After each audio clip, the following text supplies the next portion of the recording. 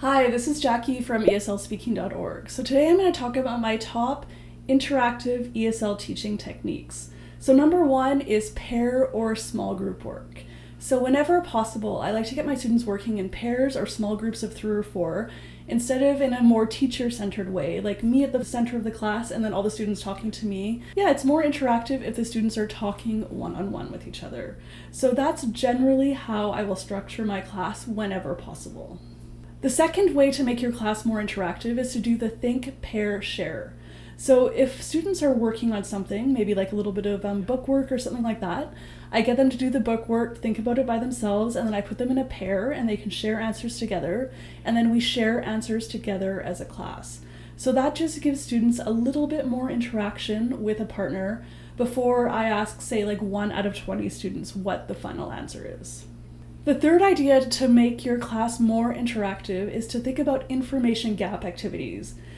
So this is where one person has some of the information and the other person has some other information. So one example is if you have a map of a city and person A has like the bank and the library, school, etc. Person B has like the restaurant, the doctor's office, etc.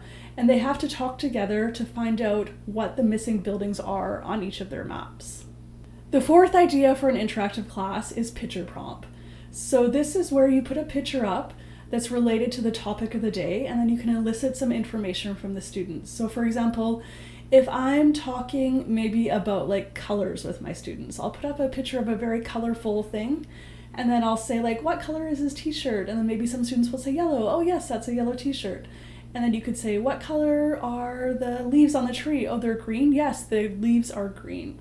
So you can kind of just go back and forth with your students related to what you see in that picture.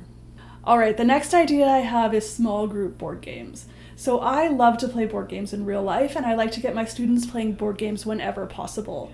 So I will generally design my own. So for example, if we're talking about advice, I'll just write like little problems in each of the squares. I can't sleep well at night, I'm always late to school, I am really out of shape and I hate exercise, I don't know, just something, or I eat too much junk food, whatever.